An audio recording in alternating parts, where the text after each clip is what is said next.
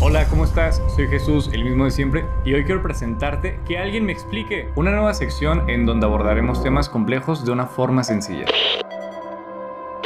Comencemos.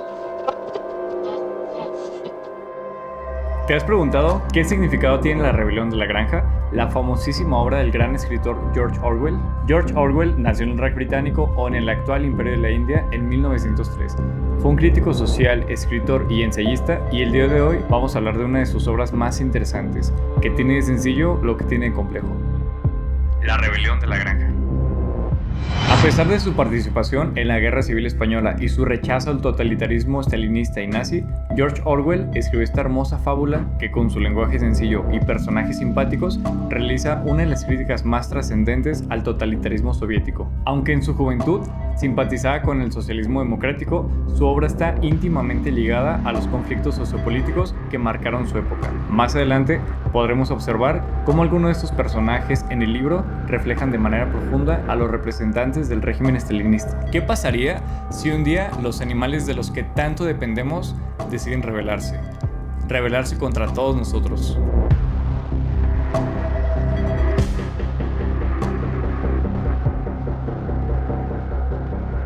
¿Qué crees que eran los caballos o que eran los cerdos? Hasta se antoja de solo nombrarlo, ¿no? ¿Qué diría un perro de granja o un gato? Esos que siempre he creído que tienen la intención de dominar al mundo. Pues bien, no eres el primero en imaginarlo.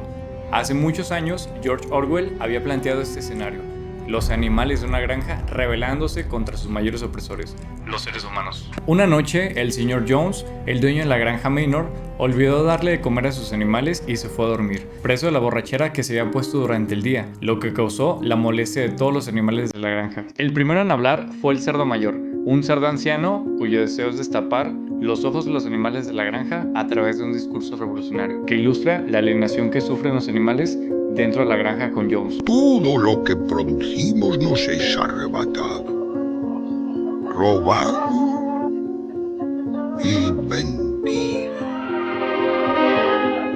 Él pone en manifiesto cómo los animales contribuyen desde la producción de los alimentos hasta la entrega de los resultados de su trabajo, y que finalmente es aprovechado por los humanos, explotándolos hasta el agotamiento sin recibir nada a cambio. Los animales mayores son sacrificados debido a su falta de productividad y utilidad para los seres humanos, lo que refleja una explotación que culmina en su muerte. Y así fue como este discurso y un sueño idílico comenzó la rebelión de la granja. 4 patas sí, 2 pies no. Todo animal es amigo y todo humano es el enemigo. Rápidamente, los animales se apropiaron del lugar, bajo el nombre de la Granja de los Animales. Todos trabajaban con jornadas cómodas y con más libertad de derechos, y se sentían representados por la nueva forma de organización social y política, en donde el cerdo Napoleón se convirtió en el nuevo líder, por fin un líder animal que los entendía.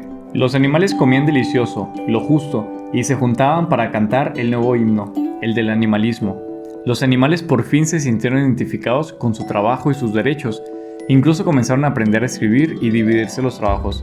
La bandera del animalismo era una pezuña y un cuerno. La felicidad no duró mucho.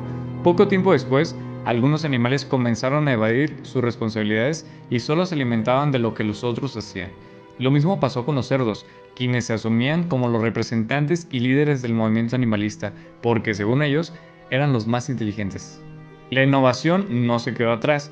Uno de los cerdos, Bola de Nieve, distinguido por su pertenencia a la élite intelectual y trabajadora del movimiento animalista, se esforzó en optimizar el proceso de generación de energía eléctrica en la granja, presentando una innovación y propuesta para la construcción de un molino. Sin embargo, esta iniciativa desencadenó malentendidos y, sorprendentemente, un intento de atentado en su contra. Finalmente fue desterrado de la comunidad. No obstante, más tarde, Napoleón, el cerdo líder, adoptó la misma idea de construcción de un molino que inicialmente había rechazado y la apropió para sí. El himno es un símbolo importante para los animales, es una forma lúdica y rápida de transmitir su ideología, pero tiempo después este canto fue rechazado por el líder, bajo el argumento de que el himno solo funciona en tiempos de revolución. Un día, los cerdos que eran líderes junto a Napoleón comenzaron a caminar en dos patas y vestir con ropa. Incluso comenzaron a fumar, lo que sorprendió a todos los demás animales, ya que para el animalismo, dos patas eran enemigos. Parecía que el principio del animalismo no aplicaba en los líderes. Los mismos comenzaron a negociar los productos de la granja con los enemigos, los hombres. Al poco tiempo, se conformó en un desacuerdo que culminaría en una invasión a la propiedad y acabaría con la vida de muchos animales, en su intento de resguardar a los demás. Después de un periodo de revolución y establecimiento del nuevo régimen, la granja comenzó a crecer y se estableció como una república democrática, y así el único candidato, Napoleón, fue el elegido como representante oficial. Para sus convicciones y anhelos personales, Napoleón estableció relaciones comerciales con los humanos, a quienes tanto detestaban, y comenzó a vender los productos de los animales a cambio de beneficios económicos para él. Estableció nuevos y mejores métodos para aumentar la productividad, controlar los ingresos y egresos de la granja y así asegurar su propio beneficio. Al final de la obra hay tantas similitudes entre los cerdos y los humanos que los mismos animales ya no pueden diferenciar a los humanos de los animales, ya que compartían las mismas ambiciones deshonestas, la explotación de los animales y su corrupto modus operandi.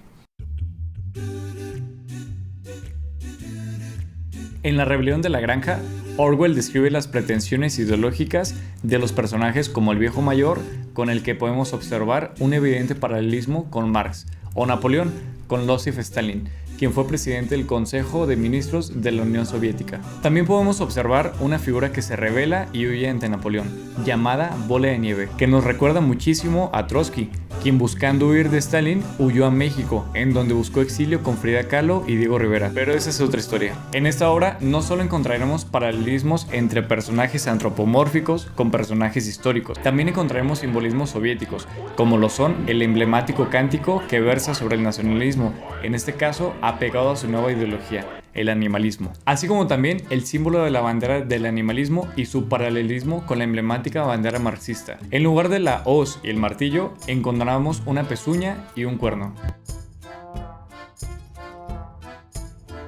La crítica a Marx como un idealista, representado como el viejo mayor, y a Stalin como Napoleón, nos hace pensar en cómo las ideologías políticas pueden parecer las correctas, e incluso las clases oprimidas, quienes buscan frecuentemente este tipo de figuras, pueden contraer un tipo de ideología nacionalista tan fuerte que podrán ignorar los daños que puede hacer un régimen totalitario. Un régimen que al inicio representa el interés de las mayorías, pero que con el tiempo comienza a tener fijaciones particulares hacia la clase política dominante y comienza a comportarse como lo que buscaban derrocar. Para el animalismo, la convicción de la representación de los animales era muy fuerte y llegaba a tal punto en el que se tenía que aceptar la alternativa animalista como fuera, o se amenazaba con el resurgimiento del régimen anterior, el del señor Jones, por lo que los animales aceptaban el nuevo régimen sin importar el cómo observaban que se quebrantaba poco a poco y comenzaba a parecerse cada vez más al régimen opresor contra el que tanto lucharon.